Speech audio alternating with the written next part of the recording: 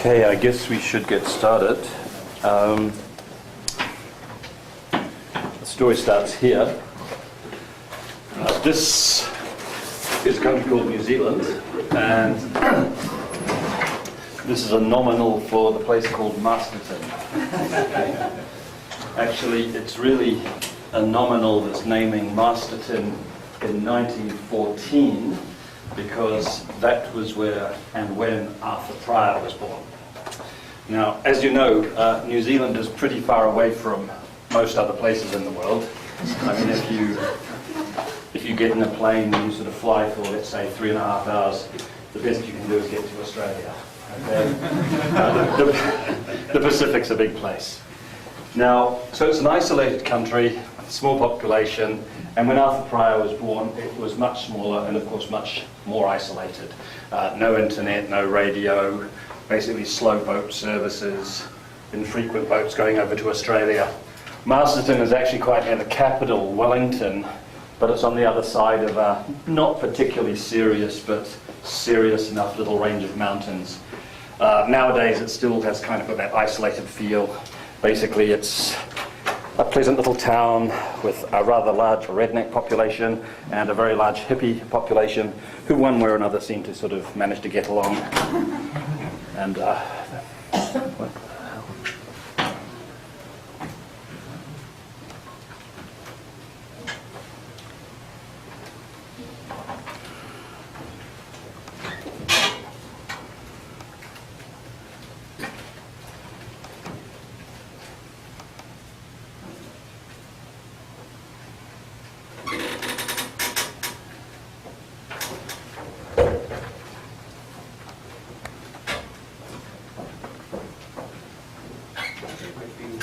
Yeah, it might be an idea.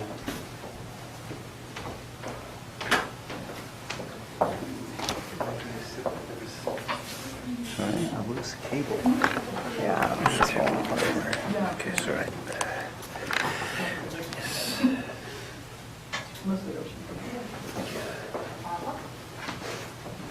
Okay. Oh, damn it.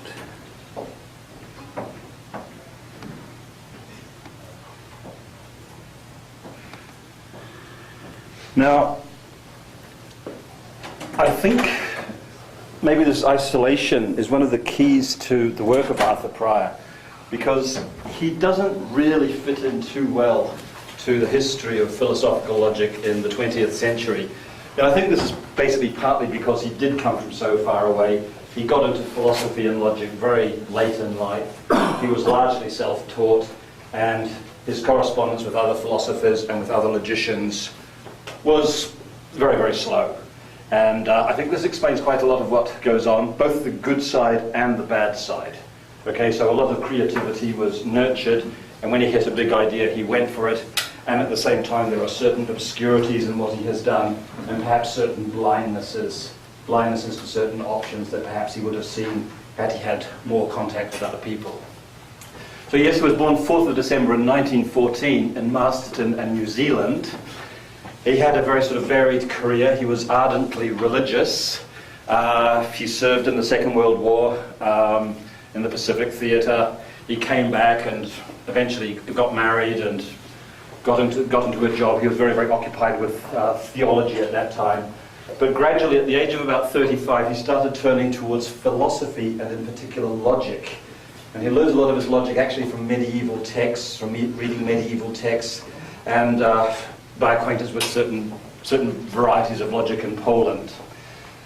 He attracted a lot of attention quite fast. He was apparently a very engaging guy, and he did correspond with lots of very well-known philosophers who apparently were very, very impressed. In particular, Gilbert Ryle, who was then one of the leading philosophers, the author of Concept of Mind, became a friend, and Gilbert Ryle was responsible for him being invited to Oxford to give the John Locke lectures. So you've got to imagine this, rather young family or middle-aged family sort of packing up and getting in a steamboat, whatever they had then, and sort of shugging around the world to England, which would have taken 3 months, and so on. And the John Locke lectures led to the publication of Time and Modality. And basically this is the first book that encapsulates what was Prior's what he thinks, what was Pry's, I think, lasting contribution. The insight that there is something to the structure of tenses which looks like and feels a bit like the sort of structure you get when you look at abstract modal logics. I mean, of course, nowadays, with the benefit of hindsight and the vastly superior semantic analysis we can do, we can see the limitations of that. But at the time, it was, I think, a very big and deep insight. And as I've hoped to have shown you in some places, and as I'll show you today, there's still a lot there, as long as you sort of upgrade accordingly in accordance with modern logical knowledge. And that basically kicked off his career. He did go back to New Zealand, but he ended up going back to England. He was at Manchester for a while. He was in Oxford for a long time. He supervised some excellent students. I mean, New Zealand has got a big tradition in modal logic. For example, if any of you have studied modal logic, it's a fairly good bet that you've read one of the books by Hughes and Creswell. Well, they were New Zealanders. Creswell was a student of Pryor, and that's one of the... If you're into technical modal logic, you've probably heard of Robert Goldblatt. Proved a very nice theorem, the Goldblatt-Thomason theorem. Again, that was a student of Creswell, but it was pretty much Pryor who kicked off all this. Over the next 10 years, he was trying to sort of make his views on time and modality more better. And in the space of 2 years, he published 2 important books. One was an honest-to-God book. It's called Past, Present, and Future. Parts of it are extremely readable, and parts of it are extremely good. Okay, so he looks at things like he looks at arguments such as McTaggart's argument for the non-existence of time. He does lots of things, and he also collected together many of his writings on tense logic into a book called Papers on Time and Tense. And again, there are some real classics there. And then sadly, just after he had done that, while he was travelling around Scandinavia, he died awful suddenly in Trondheim in Norway. Okay. Now, as I said, Arthur Pryor is best known for having invented tense logic. Okay, he did do other things. He was a good ethicist. He was made real contributions to the study of medieval philosopher. You know, he was a bit of an omnivore. You know, he liked lots and lots of things, but still, tense logic really is his enduring creation. Okay. What is less well known, and in fact, I would say pretty much unknown, apart from the fact that nowadays hybrid logicians shout about it, but it's still not something that anybody really knows very deeply. He also invented hybrid logic. Not quite hybrid logic as we know it now. We'll see the connections later. We'll see what Pryor did. But definitely hybrid logic. Oh, by the way, I've also talked from time to time about description logic, right? You know, the sort of thing that computer scientists use to talk about ontologies and all these sort of things. And in my opinion, actually, Arthur Pryor also invented description logic at least 10 years before it was officially invented with the creation of such systems as KL1, but we'll get to that part of the story later. Okay? Most people don't realize this. There's 2 Danish philosophers who've written a nice book on Pryor's philosophy of time, Per Østrøm and Peter Østrøm and Per Hasler. But as I say, it's rather unknown. And this is actually rather puzzling, because if I say to you, Arthur Pryor invented hybrid logic, but nobody knows about it, you're probably inclined to go, well, yeah, you know, people invent lots of things, you know, so he got unlucky this once. But the point is, it's actually right smack bang at the heart of one of the most difficult philosophical places in his writing, okay? It's not an incidental part of his writing, it's actually quite central to it, okay? So it's a bit of a puzzle, and I'll go a little bit into the puzzle at the start. That's the first puzzle. Let me just tell you a little bit about where you can find the writings of Arthur Pryor on hybrid logic. There's not so much in past, present, and future, okay? If you go to chapter 5, section 6, and you read development of the U-calculus within the theory of world states, okay?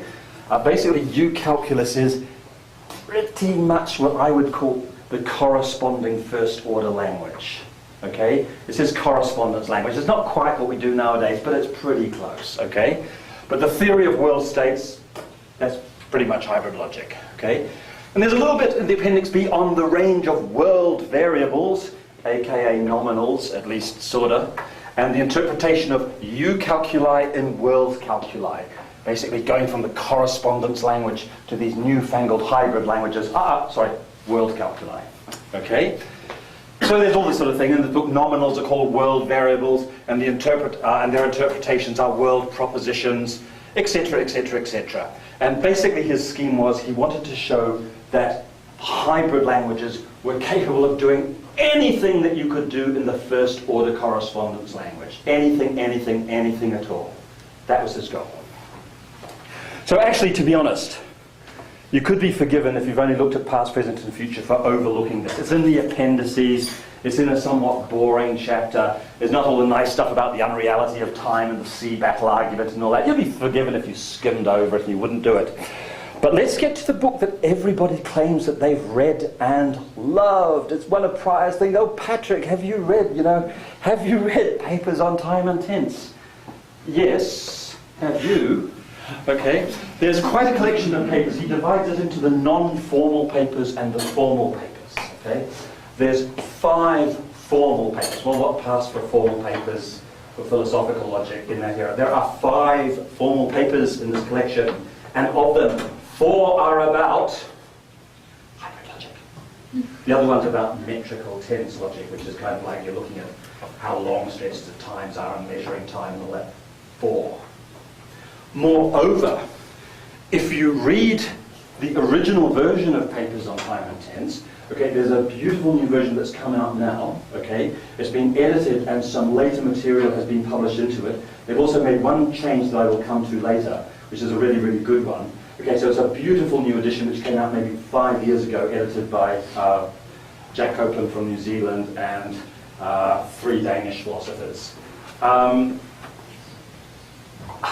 They also made, sadly, one slight little change in the order of the papers over the original, which actually detracts from a certain drama that plays out as you read the story of the development of hybrid logic, a drama that I'm going to sort of tell you about here.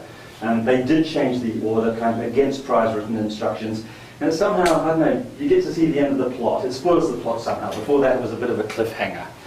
But my point is, with these 2 papers in particular, there's a lot of drama about the creation of hybrid logic. It's really quite exciting, and it's central. Basically, I suspect that one of the reasons that nobody knows that Arthur Prior invented hybrid logic is that nobody, apart from a few idiots like me, actually read Arthur Prior. Okay? Okay. There's also a kind of interesting posthumously published book, but it never really got started, called Worlds, Times and Selves. You can buy it now. It's edited by Arthur Prior and Kit Fine. As I said, there wasn't so much there to start with, and it's been edited together. Kit Fine's written about half of it, but he's looking at completely different issues, nothing to do with hybrid logic, more to do with quantification, first quantification and modal logic. It's a very interesting book. The best parts of that book have now been moved down into Papers on Time and Tense in the new edition. But kind of it is the thing he was working on when he died, so it's the great might have been of hybrid logic. Okay, so hybrid logic was not an optional extra for Prior, okay? It's actually crucial if you really want to understand about his philosopher, and its development for him was not problematic, okay? In fact, the story I will be unfolding for you later is roughly this. Arthur Prior didn't invent hybrid logic because he thought it was kind of cool to have nominals and he wanted extra things and all this sort of thing. No, he invented hybrid logic to solve what for him was a philosophical difficulty, okay? Something unacceptable, okay? It solved that difficulty, and then he discovered that it had given him an even deeper difficulty, which I like to refer to as Prior's nightmare, okay? And nothing in this published writings really gets to grips with that, okay? There's some nice suggestive bits and pieces, but I don't think he ever really solved it. And he died right afterwards anyway, so. So why the neglect of Prior's work on hybrid logic? There's a number of reasons, actually. Where's the first? I suspect that very few people actually read Prior. That's the first. Prior's use of Polish notation sure as hell didn't help. It really didn't. I mean, it really, really, really didn't. Polish notation is when you write the connective. So to write P implies Q, you write big C, P, Q. And to write and P and Q, you put a big A, P and Q. So everything is prefixed. And you don't need brackets. Isn't that cool? Yeah, well... And you can sort of imagine the conversations. Why don't you use the ordinary Russell notation? Because you don't need brackets in Polish notation. But we can't read what you're saying, Arthur. Well, etc., etc., etc. It certainly didn't help. That is the nice change they've done in this new version of Papers on Time and Tent. They have, thank God, converted all Prior's formulas from Polish notation to the kind of more regular logical notation. And it's a lot nicer.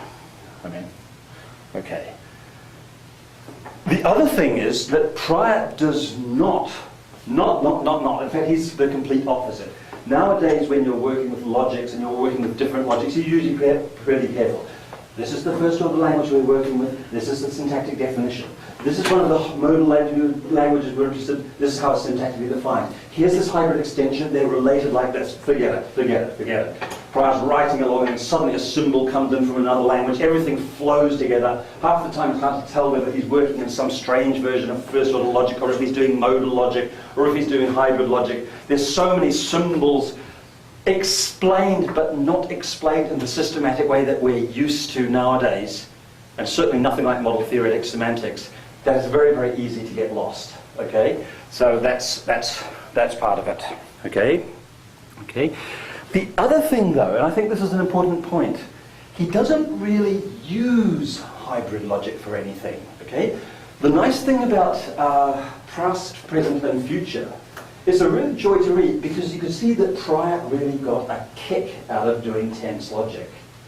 And it's true that he wasn't model theoretic at all, that's quite an important point, but he was semantic.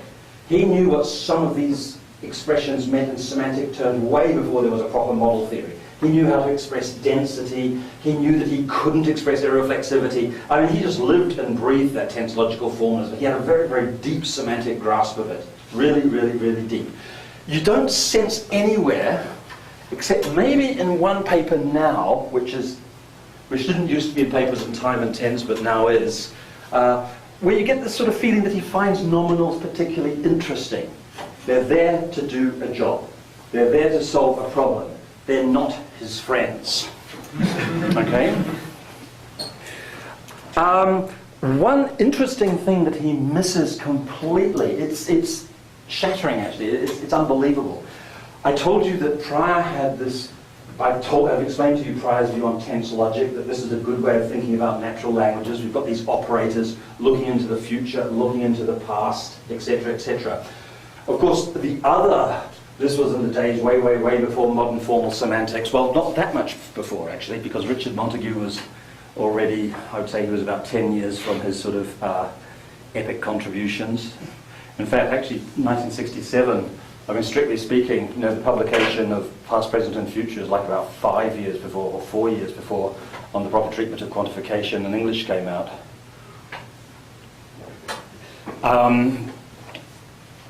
The other person who was very influential then about, as a treatment of temporal information, temporal expressions, was Hans Reichenbach, and I briefly alluded to that. You know, the Reichenbach thing in terms of 3 points of reference. Okay? Now, Prior discusses Reichenbach, and it's basically a non-discussion. Okay? He's basically very, very dismissive of Reichenbach. And the underlying thing is what Reichenbach is doing is just not logic. Okay? It's just hand-waving in a certain sense. It's not logical, and I'm doing real logic here. This just isn't interesting. I mean, it's only 2 pages, and there really isn't anything there. Okay, he makes one remark about, well, actually, here's a tense in English, and you need more reference points than Reichenbach says. You need 2 reference points, and Reichenbach only gives you 1. But that's kind of about the only substantive thing he says.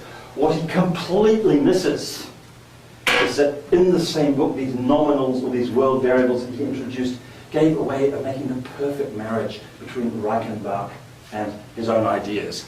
And I've already given you the slide. I mean, he could have produced this slide, so to speak. except he didn't have LaTeX and he probably didn't have a beamer in those days, okay? But look, here's these tenses in English, like, for example, my favourite one, the Pluperfect. I had seen. Now, according to Reichenbach, this has this pattern. You've got the point of speech, and then before then you've got the reference time, and then after that you've got the event time.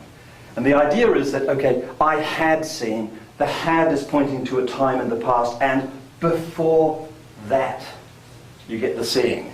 And of course, look at what you're doing in hybrid logic. In the past there is a time, and before that, phi holds. And you could just write down the things just like that. Moreover, if you read any, I mean, Reichenbach in a modern book on tense would be discussed, if at all, kind of like in the first chapter, as an honourable but no longer particularly interesting approach to tense in natural language. But if you did read any such survey, one of the things they will do is they will point to Reichenbach's schema and they will say, and look, it's just not nice because, okay, future in the past, future in the past, future in the past, and 3 diagrams are needed. Because, so to speak, okay, have I written those down right? Speech reference. Yes, I have, yes. Okay, so basically future in the past, you go back to the reference time, and then you're basically saying that the event occurs after the reference time. But where? Before the speech time, at the speech time, or even further in the future. And you'll find in any book, this is clumsy, this isn't good, these are expressed with sort of, you know, one expression in English. Why does he need 3 with this thing? The point is simply this, actually. What Reichenbach is basically giving here is the 3 possible models. Okay? If you express the syntax involved in them, it's just the same. It's in the past, there is some point I, that's a referent time, and after that comes phi. I mean, that collapses them all together in one representation. That's that. So model and that. So indeed, he could have actually sort of refined the Reichenbachian thing, but he didn't actually notice this link. Okay? Basically because I don't think he was particularly interested in nominals per se. Okay? I mean, I think Pi could have said something like this, that, you know, really, with his tool, you can analyze tense into something like this, that you've got some kind of shifter operation, and you've got some kind of restrictor operation, like to some time or some interval of time, and you've got the matrix here, and that actually tense in natural language, arguably, at least this is what Comrie argues in some publications, is basically iterating this pattern. And he could have announced that his own counterexample, which is, I shall have been going to see John, comes out as, in the future, there is a point I, and before that there was a J, and after that there is an I see John. Okay? So in other words, with nominals, you just put in as many reference points as you like. He could have done all that. He didn't. Basically, as I said, because I don't think he particularly cared for hybrid logic. Where are we going to go in today's talk? Essentially what I want to do is I want to develop Pry's strong hybrid language, but from a modern perspective and using modern notation. Okay? I want to discuss why Pry was interested in hybrid logic, okay? And I want to try and get you to see a bit how Pry was seeing the world in those times. And I also want to point out the sort of difficulty that it led him to, okay? And then I want to sort of present a more modern perspective of some of the issues I've been talking about and sort of round off the discussion. Oh, along the way, we'll meet a few more items of flora and fauna from the hybrid jungle, okay? And in particular, we're about to meet 2 new ingredients, okay? So, basically, Pry took his creation, tense logic, and added, okay? Nominals, the global or universal modality, and explicit binding, explicit classical quantification over state variables using for all and there exists, okay? So take tense logic, add the nominals. We don't add at, we add the universal modality as well. That's one of the things I'll be telling you about. And we don't add down arrow or anything like that. We allow ourselves to say things, there exists an I, and for all I. Now, it's mostly these things I've got to tell you about, but I want to say a little bit more about nominals, because Pry is sometimes thinks about them a bit differently, okay? I mentioned this, Pry typically calls them world propositions or world state propositions or world variables, something along those lines, okay? Prior did something that I didn't do in this course. He asked, what are these things? Okay? And sometimes he doesn't, sometimes he just seems to accept that you've got some special proposition which uniquely picks out a time or a world. But sometimes he thinks a little bit differently. He thinks, well, what could these things be? Are they kind of like the infinite conjunction of everything that's true at that point? You know, are they like this complete state description or something, so that the nominal, so to speak, inside has got all this infinite conjunction or something like that? It bothered him a bit. He sort of asked those sort of questions. 2 remarks. I don't like those kind of questions. Okay. They don't particularly interest me. I will remark that if you are thinking of things of a nominal as being an infinite conjunction in some sense, you don't necessarily have a genuine nominal, since it's at least envisageable that you could have 2 distinct but identical in all proposition states, or at least arguably. Certainly, if you look at it, you get some slight technical differences between the way I presented it. We've just got a symbol that's true at one world and the way that he's done it. There's some quite intricate things that go on there, okay? But the second thing is, I do tend to like the Kripke-Kaplan approach to these sort of things, where, so to speak, you create a possible world or a possible time just by naming it. So the act of creating a name, that brings into creation, that brings into existence the thing. Or else, if you go back to the thing that I was doing with, if you think about the way I was looking at, do you remember that example I gave you of Vincent and the Utsi and waking up, and I kept on introducing new times? In a sense there, I'm treating them as something like temporal discourse reference. Okay, I'm adding discourse reference and I'm just bringing them in like that. So that's actually quite a nice way of thinking about them. Okay, but be aware, you know, Pry does ask these kind of questions. Another aside, Pry also sometimes works with something he calls the Q operator. Actually, confusingly, he's got 2 things called the Q operator, but mercifully not in the same paper. Okay, the Q operator is basically an operator that says true at one point in the model. So that if you write QP, for example, that's true somewhere in the model, if and only if P is true at exactly one node in the model. And that means that if you write something like this, P and QP, so P is true here, and P is true at exactly one node in the model, you kind of force this P to act like a nominal. And occasionally Pry likes looking at that sort of stuff. Okay, he was extremely inventive when it came to inventing new modalities. Okay? Okay. But let me turn to the next. I think that's enough that all you need to know about Pry on nominals. But the next bit is more interesting. He also made use of what is now known as the global or universal modality. Okay? Now, this is something that modern modal logicians use a lot and like a lot. Okay? What is the global modality, or what is the universal modality? Okay?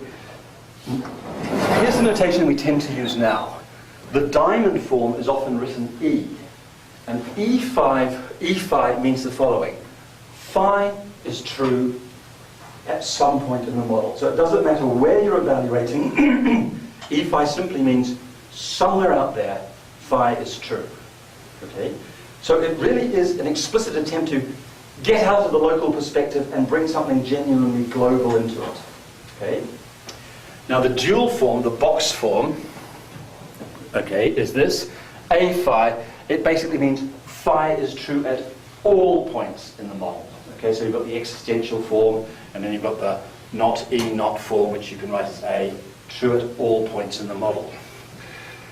Now, as I said, nowadays, modal logicians like to use this, and the way they like to use it often is that you've got some language that you find interesting, some modal language that you find interesting, then you think, when I'm actually using this language for a problem, hey, let's just throw in the universal modality, because that's going to come in useful.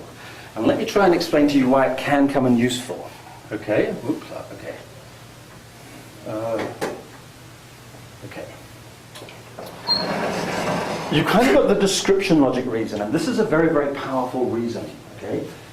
If you're trying to work with real applications in some sense, okay, and you're interested in sort of solving certain problems to see whether certain descriptions really do have models or not, very often you've got a lot of background information, okay? Like, for example, that if you're talking about dogs, okay, you might have got the information that poolies are dogs. Okay, I must admit, I really don't know anything about dogs, and I didn't know when I wrote the slide that a poolie was a dog. Somebody had to tell me, okay? So you might have this kind of big database, like in description logic, where you're writing down all that you know about animals, you know, that poolies are dogs and Persians are cats and all this sort of thing. And it's like you're working with these universal facts while you're working on the problem. They're like your background assumptions or something, okay? Now, here's the point. You don't want just to have the implication, poolie implies dog. I mean, that's just a local thing here and now. You really, in some sense, want to work in the models that you find interesting, but always having available at every single node that poolies are dogs. And very often when you're sort of trying to solve a problem, you're often trying to say, okay, can I find a model for some formula of interest phi, but when all of the following formulas are true globally. Because very, very often when we're reasoning, that's what we do. We've got this global background assumptions, we've got some local description, and what we're really looking to see is whether some solution to a problem is consistent with global facts. Okay? And that really is the... Do any of you here do description logic? Done description logic? T-box. Okay? Basically, the stuff you write here is the T-box, okay? There. Okay. But that's not why Prior was interested in it. Okay, it's why a lot of modern hybrid logicians are interested in it, but that's not what Prior was interested in it. Basically, it gives you at, okay? Because you've got this very nice little thing. At I phi just means somewhere out there in the model, I is true and phi holds there, okay? Or, you can use the dual. At I phi can be thought of as at every point in the model, if I is true, then phi. Okay? And it all works because I, of course, being a nominal, is true at precisely one point in a model. Okay? That's it. Okay? Actually, the sort of history repeats itself. Basically, Prior was not the only person to invent hybrid logic. I did too. Some Bulgarian logicians do. It's been reinvented a few times in ignorance of each other. Pretty much everybody that I know of who did go about inventing their own version of hybrid logic started using the universal modality precisely for that reason. I did actually introduce the at operator very, very early when I was doing that, and then a fellow graduate student said to me, "You're being really stupid, Patrick. Why not just use the universal modality and then you can express it?" And stupidly, I agreed with them and worked with the universal modality. It took me ages to get back to using at, which I think is much more interesting. But anyway, that's an aside. But everybody, pretty much, all the Bulgarian logicians from the Sofia school who invented hybrid logic in the setting of computational logics, they all just use the universal modality. And the reason they do it is because of this. Okay? And you might say that, so to speak, the universal modality is a kind of, that at can be thought of as a kind of guarded version of the universal modality. So this is the guard. You're only sort of allowed to go non-local at the point I. Okay. Okay. There are some differences. Basic hybrid logic I mentioned already is p-space complete, so it's decidable in p-space. Adding E, the universal modality, to orthodox modal logic, that bumps you straight up to an X-time complete system, so the complexity level goes up. But as I said, it's nice to have around anyway. And also, it should be known, the global modality is an extremely well-behaved operator logically, and there's a reference for where you can find out more about it. But whether you work with the primitive, whether you work with the universal modality or whether you choose to work with at, that's fading into insignificance now, okay? Because now we come to the heart of Prior's system, quantifying over nominals, okay? And in particular, he allowed classical quantification over nominals. Now, there's a typical Prior type formula. Can anybody tell me what they think that means? When do you think that would be true? And what would a model you're standing at some point in the model, you're evaluating this formula, and you're told, in fact, this formula is true in this model. What does that tell you about this model, if the formula is true? Can anyone tell me? Yes. It means that there's a loop somewhere in the model, but not necessarily here. Exactly. So this is sort of saying, look, I can bind x to a variable somewhere, God knows where. So x now has a denotation, and if I jump to that denotation, I see a loop. Exactly. There's a reflexive point somewhere in the model. Very good. Okay. What does this one say? Can somebody tell me what this one says? If this one is true at some point in the model, what does it tell us about the structure of the model?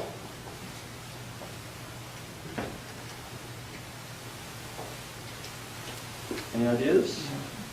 Even. Sorry?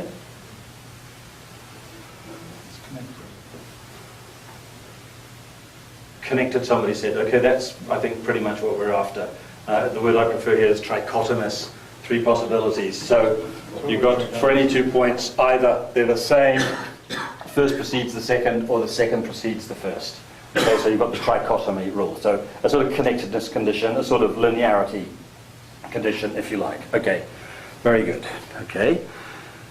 And let me just be a little bit precise about the syntax, so I won't labour over it. All I'm saying is we're now working with a language where we've got all the things we had before, including the state variables we introduced with down arrow, okay? But we've added this, the global modality and this kind of binding. And of course we define for all to be this, and we can define the at operator using that. Okay, pretty clear? Okay, and the satisfaction definition for this sort of thing, again, it should be pretty clear. So a point x, a variable x, is true in a model at a world, at an assignment value of values to variable, if and only if the world where you're evaluating is in fact the denotation of that state variable. Is that pretty clear? Okay, and as I said, this is the global modality. This just means somewhere in the model. So there is some point in the model, W dash, where phi is true, but there's no constraint on where it is. The relation doesn't come into it.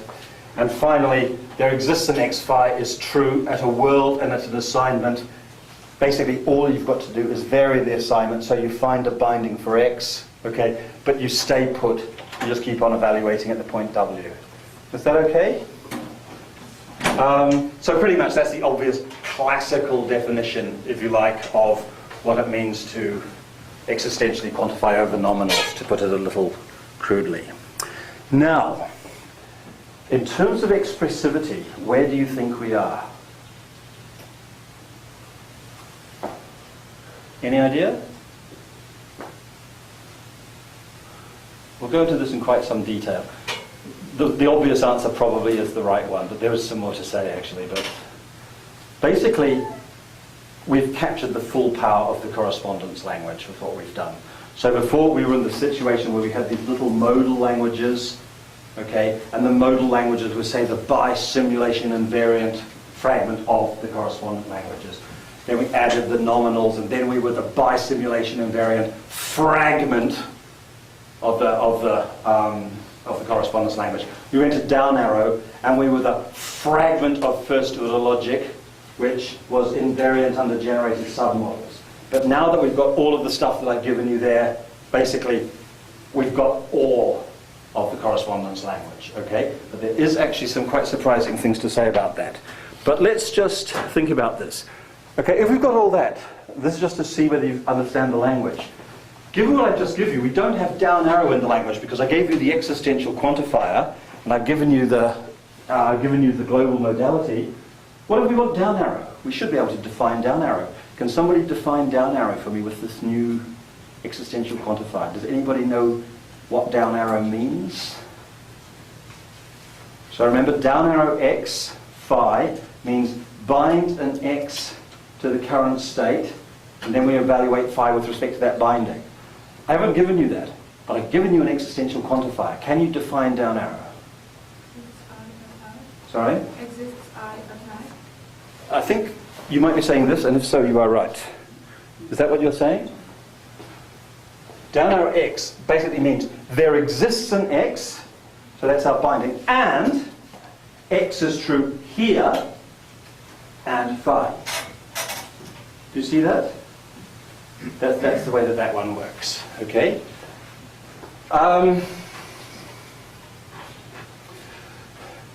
Now, there's another thing that I wanted to say. So this shows, I mean, I've said that we go all the way up the top to capture the full correspondence language with these additions. What we've just done shows that we're at least as, what we've just done here shows that we're at least as powerful as the down arrow operator. Can you think of anything that we've seen already which shows that we've already gone beyond the down arrow operator? Okay? Can you think about the two examples that I gave you on the previous slide? There was somewhere there's a reflexive point, and there was the trichotomy condition, sort of linearity condition. Can somebody sort of see why one of these tells you why we're actually doing something that can't be done with down arrow? Okay, sorry, this is me trying to sort of sneak in a little lesson on modal theory, getting to think in terms of models and all that, and see forces and motions and tableau and yippee, stuff like that, okay? Can anybody see why the example that we had on the previous slide? Shh. Existence, and we don't say where it exists, so we don't say it either, or is that I don't see a clear argument that way, but I see this. I see a clear argument here. Okay, like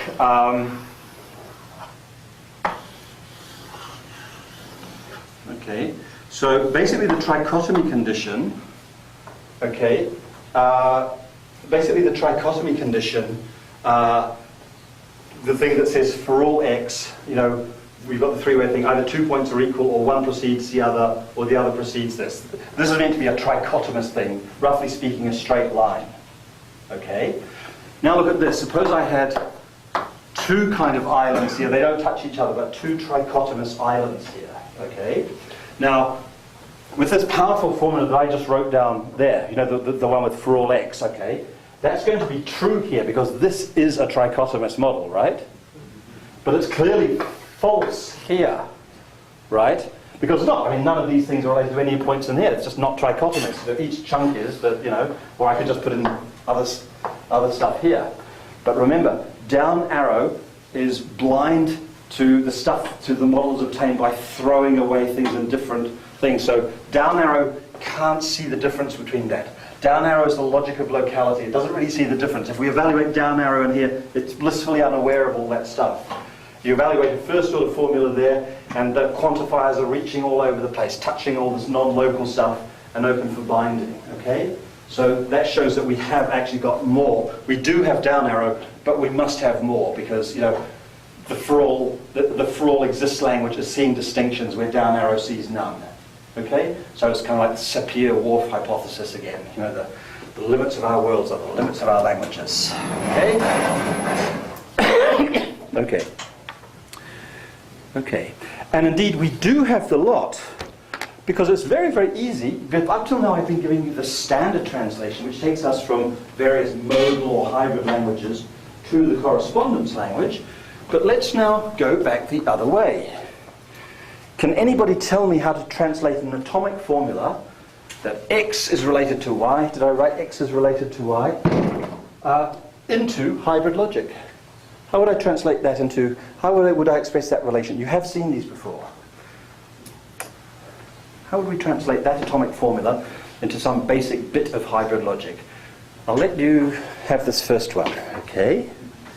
It's at X diamond Y. How do I translate the next one? Okay, so here in the first order language, we're using a monadic symbol to say that X has the property P. Fine. How do I express that in hybrid logic? Sorry? At XP. Very good, thank you. At XP. Very good. What about the next one? What? At XY. At XY. You got it. And actually, to be honest, there's nothing more to say, because how do you think a negation is going to translate? Just commute through. What's the next one? How's a conjunction going to do? It's just going to be like that, and then it's going to be like that, and then it's going to be like that. All the action takes place down on the atomic level, down on the Robinson diagram level. Okay? And then we just lift up to the top with all this stuff. Is that crystal clear? And of course we can go the other way around, just like we did before. You know, it's kind of like... So we've got everything. We're right the way up the top. Now, here's a nice little observation. I'm really, really fond of that. Suppose we then did the following. We've taken our language and we throw away the global modality and we throw away at. So we've got our modal language that you can have all the nominals you like. Okay? But I'm not giving you at. And I'm sure as hell I'm not giving you the universal modality. Okay? I'm not giving you at. But hey, first order quantify to your heart's content. Okay? Question. Do we have the first order correspondence language here? Or have we lost something? Do you have any idea where we would be if we do that? There's quite a nice little point going on here. And so what I'm going to do eventually is I'm going to be drawing a diagram of all these various languages we've got here so you see how they do.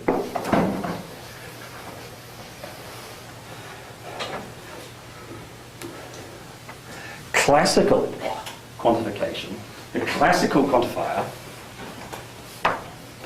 is actually doing two things at once.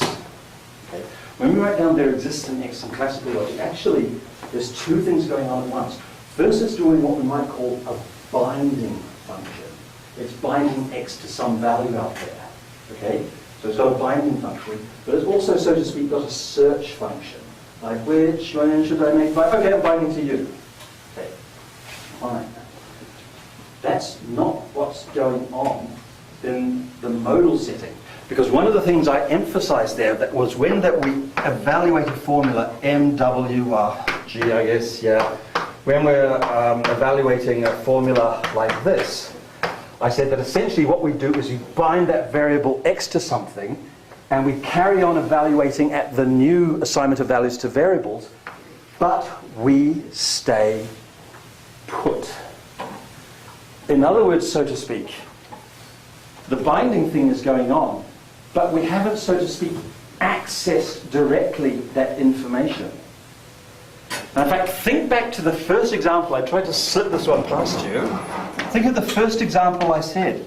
To get the existence of some reflexive point, I said, there exists some X, that is, I can bind somewhere into the model, and then, if I go there and evaluate there, then I can make a transition and see X. So my question, which I posed abstractly before, is actually I'm posing it a lot more concrete.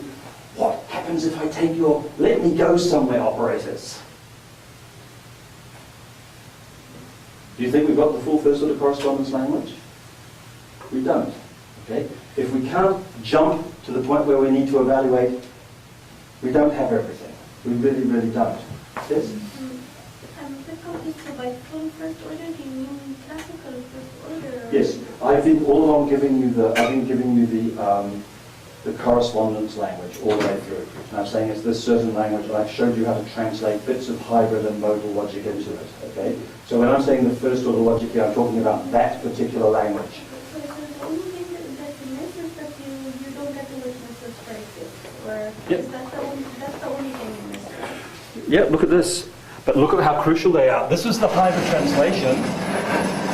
Okay? The for all translates to that, the exist translates into that, these all go through. But look at the way that we're always using of these local things, which always depend on jumping to that point and seeing whether something's going there. Okay? And indeed, what I'm trying to say is think about this thing here. When you evaluate this formula, I'm always telling you a story. There exists an X. We bind to a point. We jump there. And then we try to make that transition. Okay? And now what I'm saying is, suppose I took away the ability to do that jumping. But hey, I've left you all the quantifiers. Do you think you're going to be able to capture the full correspondence language? I mean, without, if you don't want It's just so we wouldn't be able to give the witnesses for X's. We would. I'm asking you a yes/no question. Okay? For first order, no. Yeah. Yeah, because I gave you a translation and it does capture the entire correspondence language.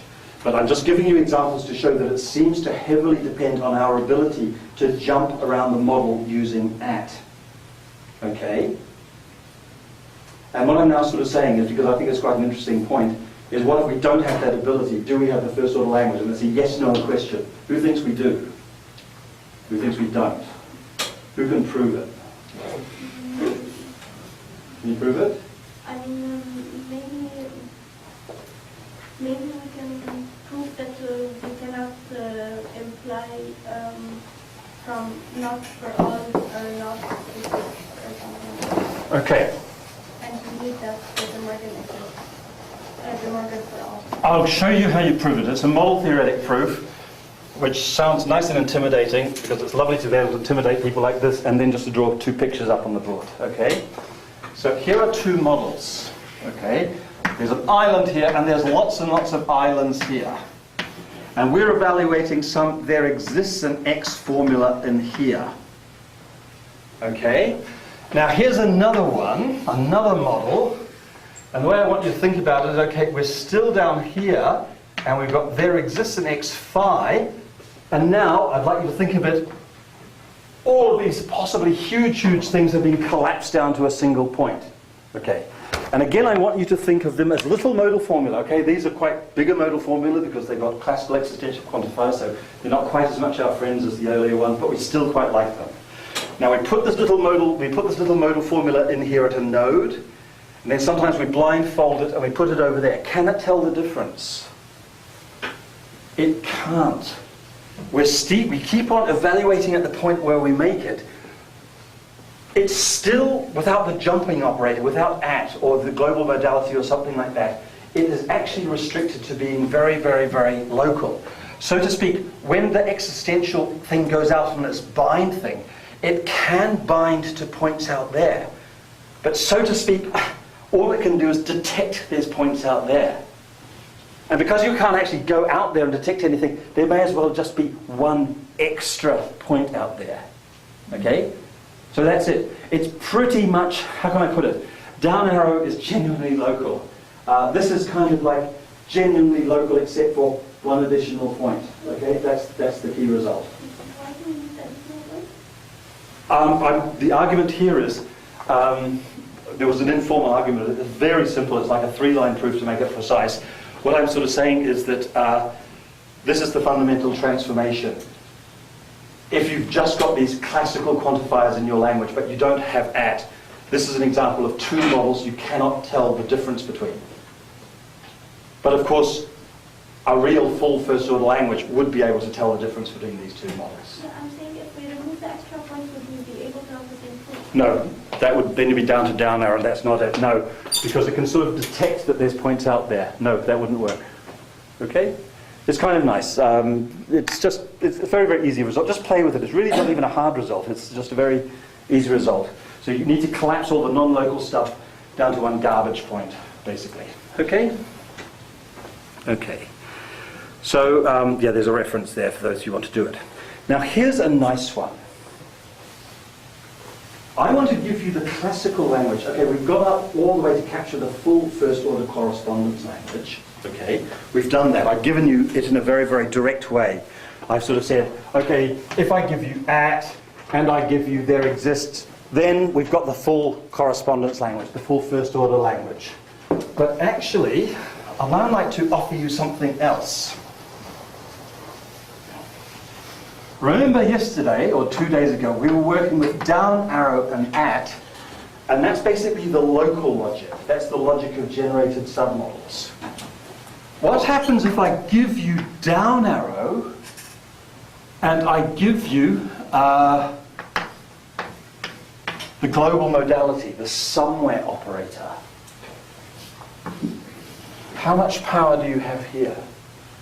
So you can bind locally, but you can search globally. Okay? Remember when we were working with this, we could bind locally, but we could only really jump to points that we'd already bound. But here we've got a global thing.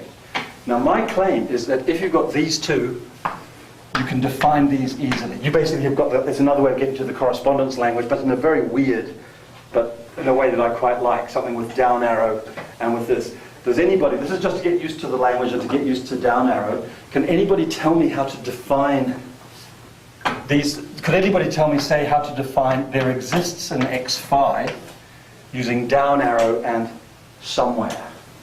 Does anybody have an idea? Does it exist? There exists? Yes, I'm sort of saying I'm going to give you this and this. Can you define this kind of binder? Does anybody have an idea, or shall I just show you the slide? Does anybody want to try it? Yes. So, big E, down arrow X, fine. Not quite. I'll give you a hint. First of all, mark the spot where you're starting from. You're pretty nearly right. What did you say? I don't think. Let me show you. You're very nearly right. Okay, but let me just show you the answer that's there. This is the way you define it. There exists an x phi can be defined like that. Okay, little weird.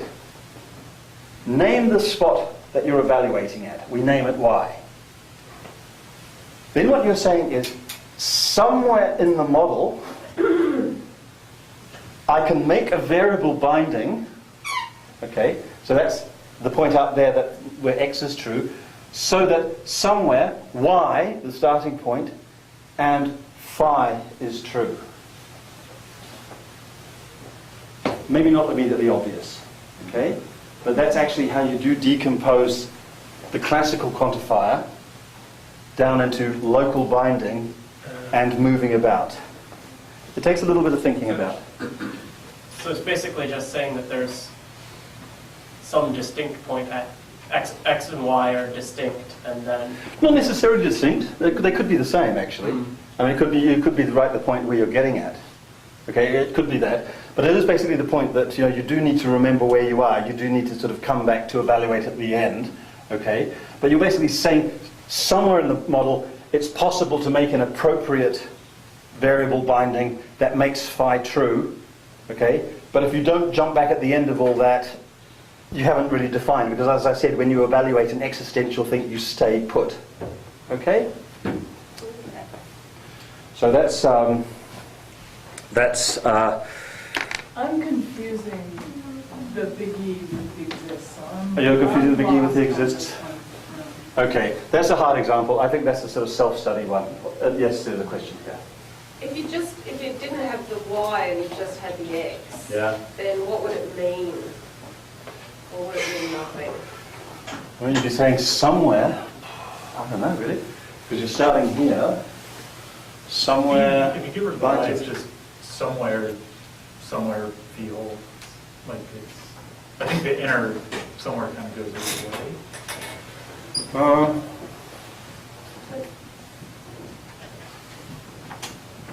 I don't know. It doesn't really.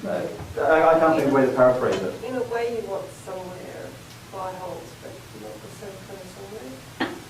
Yeah, I mean, all I'm trying to do is sort of say that at the heart of these observations is what I think is something that's actually rather neat, but it takes a while to get used to it, is that in classical logic, the quantifiers are doing two things at once. They're doing the binding, but they're also doing the searching around the model, okay?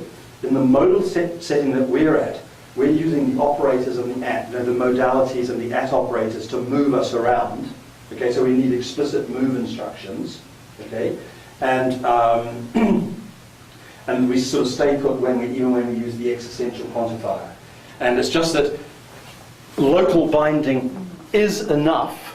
So the ability to bind, you only ever need to bind to the local point. Okay, that is enough to capture the other thing, as long as you've got the unrestricted ability to move around the model. Okay? These are just model theory and the intuition parts. I mean, it's sort of like, if you don't like it, you don't like it. It's not the end of the world. It's sort of like, that's how the language works, how it fits together. Yeah? I'm not sure what big E means exactly. I don't remember what it means exactly. It means at some point in the model. It's just a modality, it just means somewhere in the model. So you vary over W with E. You vary over W with it. Yeah, yeah. Whereas You vary over W as a point of, that's a nice way of putting it, I hadn't thought of that. With a classical quantifier, and you say something like there exists an X, you're varying over the world as both points of evaluation and points of binding. Whereas, okay, this is the one that lets you vary which W you're evaluating at, and this is a thing that lets you bind to the present W. And so, okay, so it's essentially saying that you only need to bind to the present W as long as you have complete freedom as to where to carry out the evaluation. Okay? And so this is kind of like the flip. I told you before that if I took away your ability to jump, the classical quantifiers don't give you the full correspondence language. Okay? And this is kind of like the flip side. On the other hand, even if I restrict your ability to bind just to down arrow, everything is dinky-do as long as I don't restrict your ability to jump. Okay? Roughly speaking. Okay. So let me just draw this up because I can't really resist it. Okay. And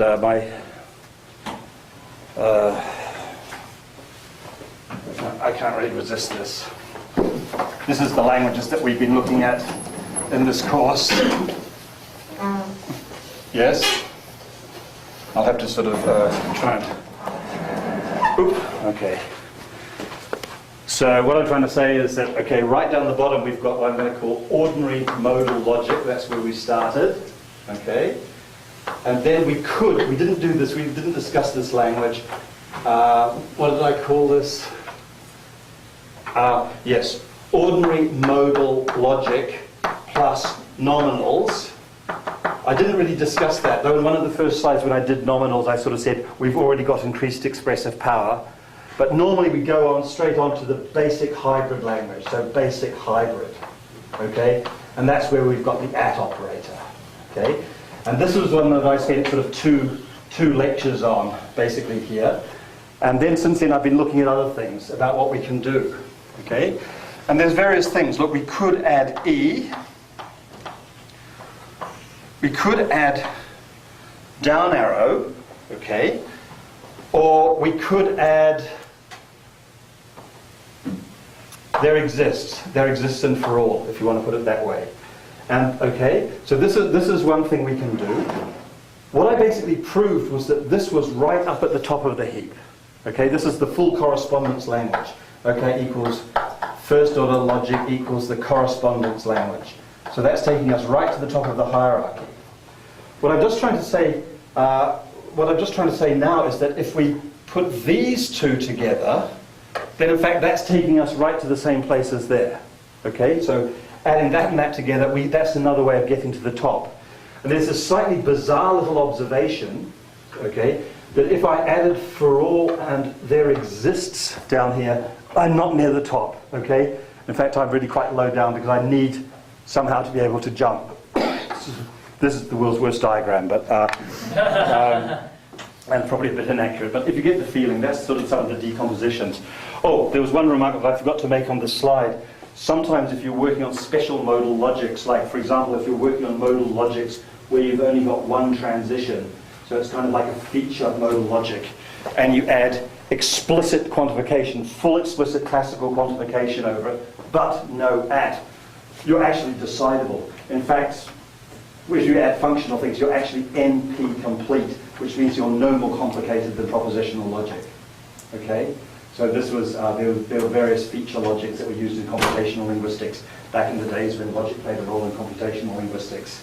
And there were feature logics like this, which were essentially this logic with this quantifier here, simple NP complete feature logic. But that's an aside. Okay. So does that tell us something about the ability to look around, as you put it, is really an essential aspect of the... Yeah, I mean, I think it is. I mean, how can I put it? The modal perspective is really different. I sort of said that modal logics are, you've got to take the internal perspective, and you've got to think that you're down there in the graph and you're moving around. And the point is that we can add all these other things. I mean, when we add the global modality, you know, when we've got that thing we can say somewhere in the model, we break the locality a bit. Okay? And when we add various ways of binding variables, we're breaking the locality or breaking something or other.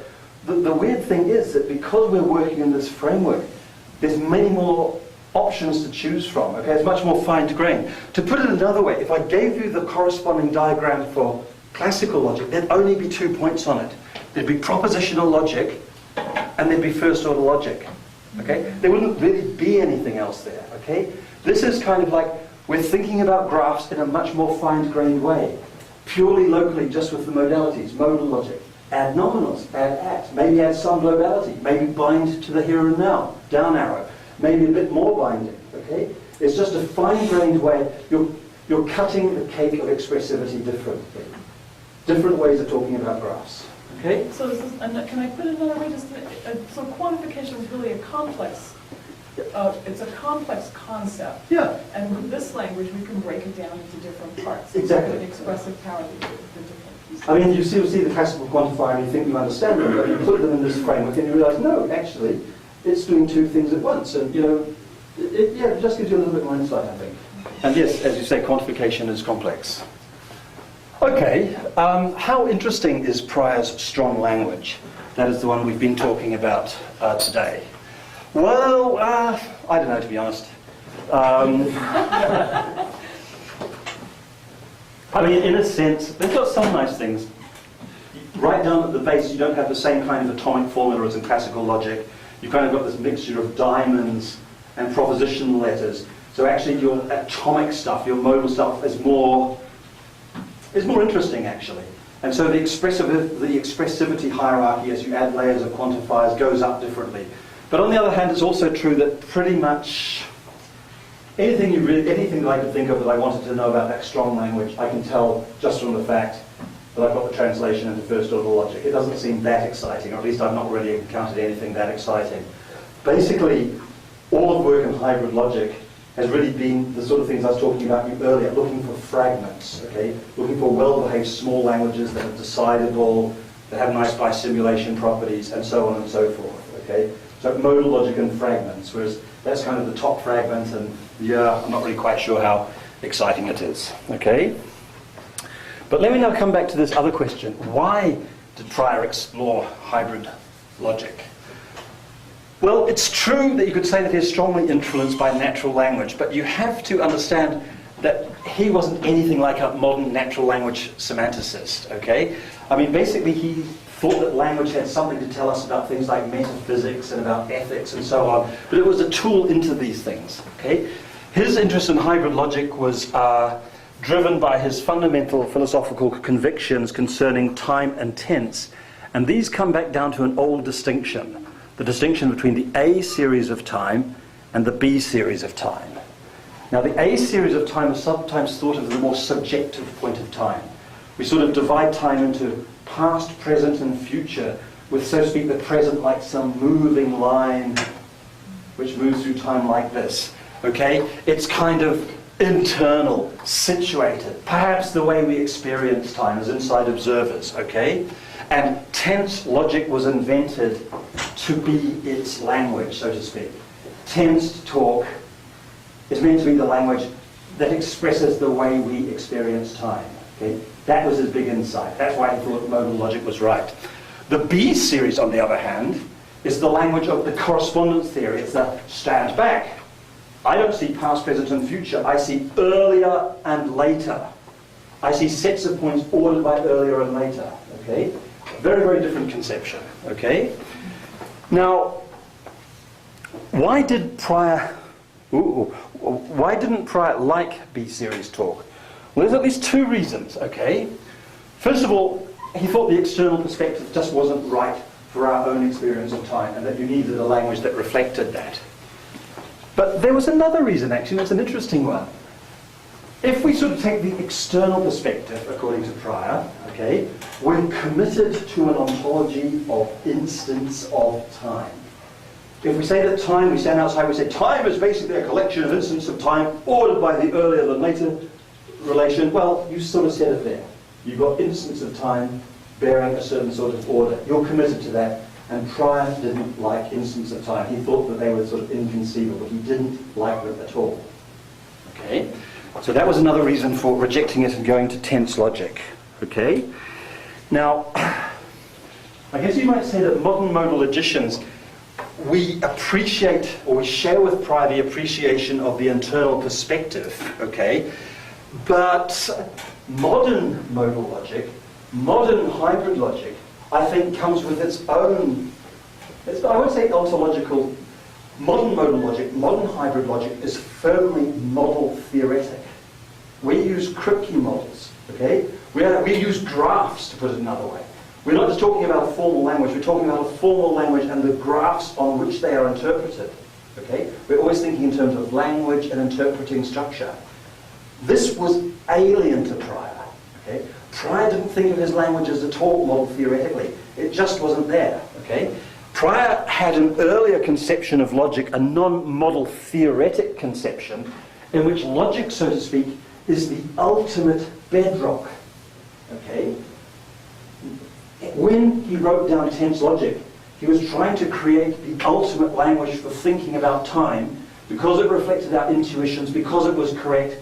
There couldn't be a deeper reality. His job was to get that right, because it was really making contact with the deepest metaphysical assumptions about what existed. Modern logicians, especially modern logicians, tend to be a little bit more modest. Okay? We tend to imagine, or at least I tend to imagine, that we're working in a mathematical universe, which, say, set theory, in which we can create structures and create languages and discuss how languages are interpreted in structures. Okay? I mean, I don't, so to speak, for what I'm thinking about, I don't really need to sort of specify what my ontological preferences are, apart from that I like to use bits of set theory and do bits of mathematics. Okay?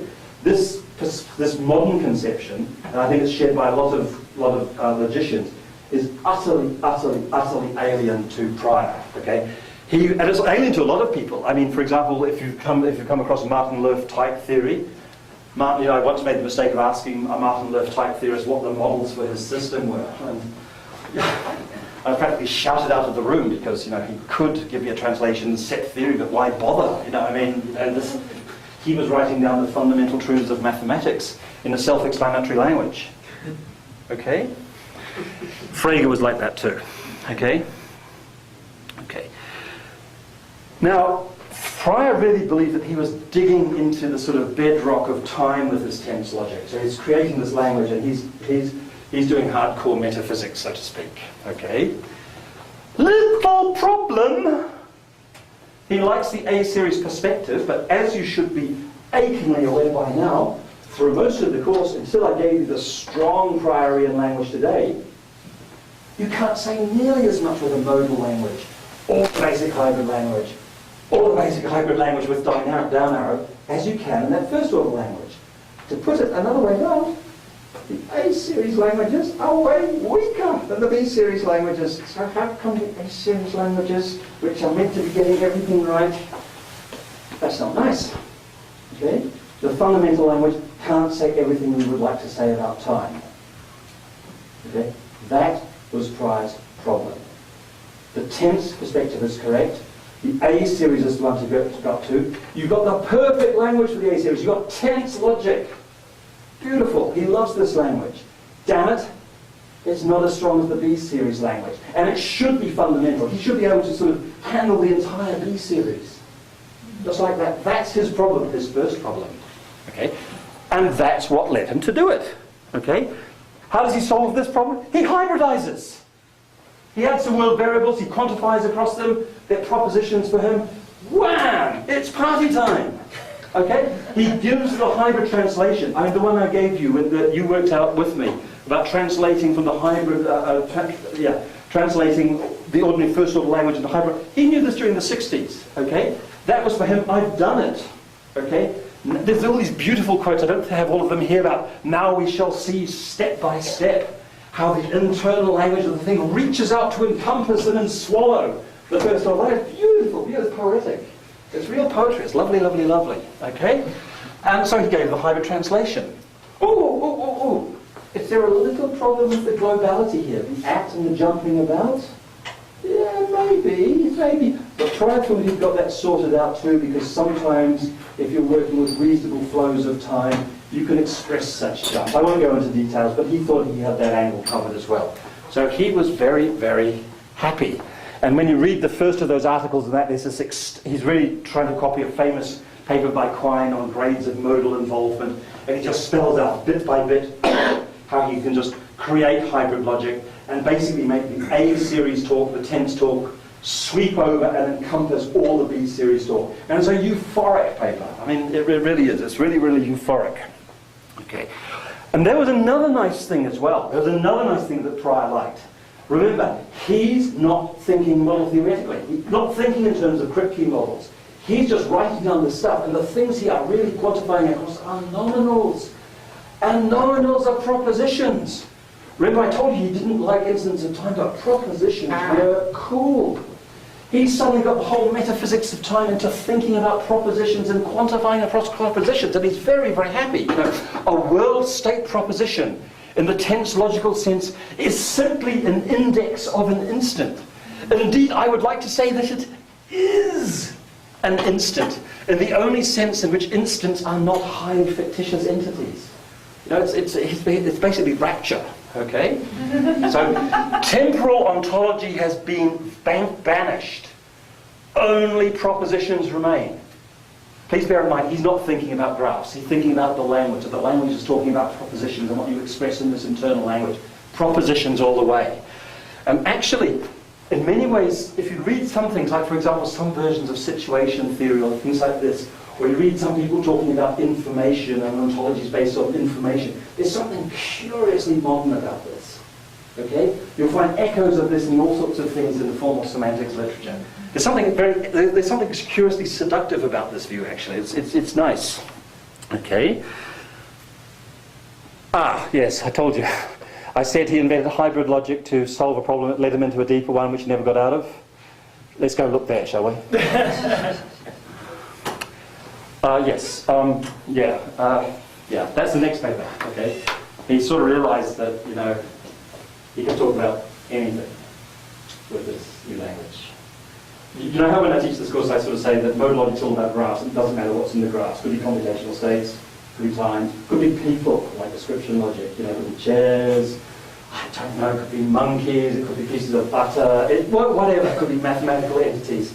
Well, I've basically been saying it like that was a good thing, because for me that is a good thing. And for a moment it was great for Pride. He started playing around with this language in the next paper. He's talking about people. I think I've got a quotation on the next slide. He's talking about people propositions. They're all propositions. Okay? He's doing this, and as you read into his paper, he begins to realize, well, this is really nice. He's invented description logic, basically. He's talking about all these ordinary extensional things of his exciting, intense logical language. And as he writes, because he seemed to have put his thoughts down on paper pretty much in one go, you sort of sense the realization coming in, something along the lines of, hold on, yes, this is really cool, it's nice being able to talk about anything, but I made this language to talk about time, because it's meant to reflect the very, very special nature of time, right down to all the deep metaphysical bits.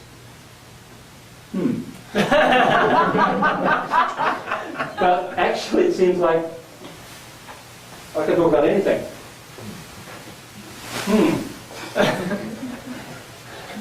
So how can I put it? The hybrid translation is first of all this rapturous victory, and then somehow it's a very, very Pyrrhic victory. Okay? And Prior basically, he died probably, you know, like 2 years at most after he did all this. Never saw this. No, I don't think that. He seems to be a very happy sort of guy, actually, after Prior, from what I've heard. Okay? Okay. So, Prior had wanted to draw a fundamental distinction between the two modes of discourse. Nothing remains, and that's what I call Prior's nightmare. Okay? Now, in the unpublished work, he explores two different things. He sort of says, philosophically, where do we go from here? We could turn the tables on the objectives to tense logic by saying that that not only are instants not genuine intervals, there are no genuine intervals, only certain propositions that can be formally treated as if they were individuals. So that was his first thing. There's only propositions, and even us, we're all propositions. Everything is going to be propositions, you know, including us. Okay? Actually, this is interesting and sort of rhetorically attractive, I find. It's sort of an embrace the nightmare strategy, okay? But then he sort of backs down and he says, so far as I can see, there is nothing philosophically disreputable in saying, one, persons just are genuine individuals, so that their figuring as individuals in a first-order theory needs no explaining. I'm going to come back to the thing about first-order modal logic for every... I mean, you can sort of see this in the models of first-order logic. The sort of temporals part of the graph up there, the first-order structures below. He's sort of saying people just are regular individuals. They ought to live down there in those kind of structures, and we talk about them with these sort of languages. There ain't no problem about that. Okay? Whereas 2, instants are not genuine individuals, so that their figuring as the values of individual variables does need explaining and is indeed related to modal logic, yada, yada, yada. Okay? Okay.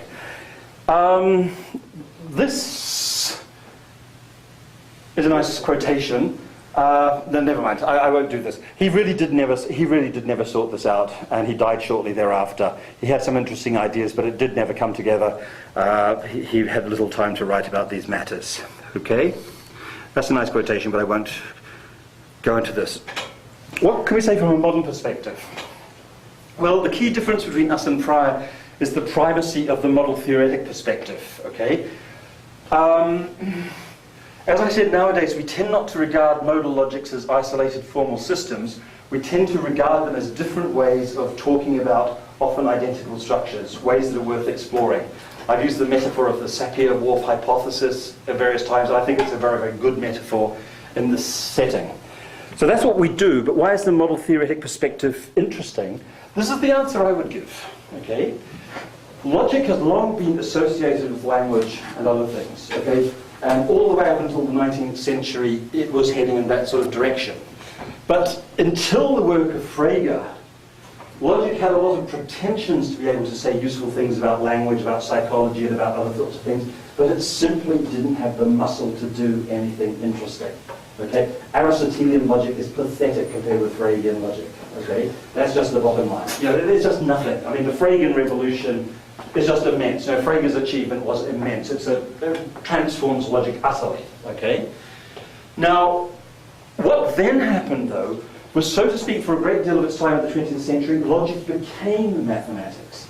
In many, many ways, it actually achieved many deep insights into mathematics. For example, applications of model theory, which sort of led, let's say, to the new views of the foundations of the calculus based on infinitesimals, which had previously been thought to be impossible. Or, for example, sort of insights into set theory and the various kinds of models, incompleteness phenomena of various times. The link with computation alone, for God's sake. I mean, it's not an exaggeration to say that the computer revolution was basically initiated by the logicians, initiated and substantially carried through by logicians of the caliber of Turing and Church and so on, okay? It's gone on in this way and it's branched out into computer science. And the way I see it is that essentially what is happening now, that logic has been going on logic's been going to the gym for 100 years. Okay? And now it's coming back very sort of lean and mean and rippling with muscles. And since the work of people like Richard Montague, Hans Kamps, many other things, it's possible to look at natural language in a new way. It's possible to look at things like reasoning about knowledge in a new way. It's possible to come back to apply it in the cognitive sciences, okay? If you look at, say, work by people like Mikhail Lambalka and so on, it's possible to use it in the ways that people always did want to use it, but now you can do it and mean it, okay? Now you've got some hope of getting somewhere with it, okay? And I personally think that the model theoretic perspective is the key. I mean, I must admit, I don't tend to think of logic proof theoretically, but I'm sure if a proof theorist was talking now, you would get precisely the reverse thing, and I don't really want to argue about it. But I will say this, that I do think the model theoretic perspective is important, because for me, what lies at the heart of logic is not deduction or anything like that. Logic for me is the Janus-faced science. It's that crazy part of mathematics where, so to speak, you're not only thinking about what you're talking about, but how you're talking about it. And actually, I think that's why it's so promising now for all these problems like in linguistics and so on, because very often, I've sort of tried to emphasize that I view modal logic as a way of talking about graphs. Pretty much I view logics as a way of talking about various crazy kinds of graphs. And that's important for applications in cognitive science, linguistics, philosophy, and so on, because very often when we approach a problem, we don't actually have a decent idea in our head, apart from there's some kind of graph, there's some kind of interconnections going on here. There's information flowing from here to there. We want somebody that gets to grips with it in some way or another, okay? And that's pretty much all we've got. We've got some kind of intuition that we can cartoon as a graph. And then if we're smart enough, maybe we can come up with a logic that doesn't bite off too much. We don't fall into the let's write the complete works of Shakespeare, okay? But doesn't bite off too little, so it gives us enough interesting insight into that structure. And that's why it's interesting to apply logic, and that's why it's good. A classic example of this strategy, by the way, is Johann von Bentham's Logic of Time, which is a bit dated now, but it's a very nice book. Okay, so what was Pry's contribution to this big mess? Okay, well, I guess you could say that the insight that you can blur the distinction between truthy thingies and namey thingies, I think that's actually a very deep insight. I've been sort of making jokes about it, sort of saying that hybrid logic is basically systematic confusion. But actually, I think there's a great deal in that insight that you can blur these categories right down there on the atomic level about truth-like things and denoting-like things, okay? Basically, he's shown us how to cut the cake of expressivity for simple languages for talking about graphs in a very, very interesting way. And I think that in itself is just a very, very good contribution, okay? Okay, I could go on and here. I think there's all sorts of things, ways of putting these things together. I'm giving a talk tomorrow at the RAIN conference about how you put ideas like this together with the Kaplan and Camp semantics, but let's just leave that for now. I think because I'm running out of time. Basically what we now have is we've got this hierarchy of expressivity options so that we can play around with the way we like. And I guess ultimately hybrid logic is important because it shows how we can actually bring a lot of classical reasoning right down into a very, very basic system, a very, very baby system, and make it work for us. And I think that's just a very, very useful technical insight and very natural. Okay? Just to round off, let me give you a little bit of reading to suggest. If you want to find out more, there's a paper I wrote. It's a little bit out of date now, but it's only really meant to be a welcome to hybrid logic paper. If you followed this course, you'll find this incredibly easy reading now. It'll tell you a bit about tableaus, a bit about down arrow, lots of cute examples, that sort of thing. If you want something a bit more meaty, go to the survey article by Carlos Orestes and Balder ten Carter. Balder ten Carter is one of the most serious people ever. He's one of the best logicians ever to have worked on hybrid logic. He's proved some lovely stuff. Carlos Orestes pretty much single-handedly was responsible for all the computational work, or him and his students. It's a good article, much more meaty. If you're interested in the inferential stuff and all the stuff I was trying to say about Robertson diagrams, and something I didn't talk about, Henkin models, which is sort of the same thing, a nice thing to do is go to the textbook on modal logic that I wrote, and if you go to chapter 7, section 3, there's an 11-page introduction to hybrid logic, which is pretty much self-contained. It will introduce it, it will sort of give you the basic Henkin proof, and it will show you why we get all these free completeness results, okay? If you would like to know a bit deeper about axiomatization, there's a paper I wrote with Boulder, and it covers axiomatizations for pretty much every logic every logic and more, I think, that we've discussed in the course, all the way from the basic hybrid language, first order modal and hybrid languages, the strong Priorian language, all sorts of things, down arrow. If you want to know more about tableau systems, because I taught you one way of doing it in this course, there's other ways which are very, very interesting, and there's at least 2 distinct styles of tableau. That's a good article. And if you really want to get into hybrid proof theory, there's a book by my colleague Torben Breuner, Hybrid Logic and its Proof Theory, which appeared in 2011, which goes into hybrid proof theory in great, great, great detail. It's mostly based around natural deduction approaches. And just to round off, let's have a picture of the man who started it all, and kind of like maybe got into it a little bit unwillingly, but sort of gave us something to be proud of in the end. Okay, so I guess we'll call it a day there, and thank you very much for that.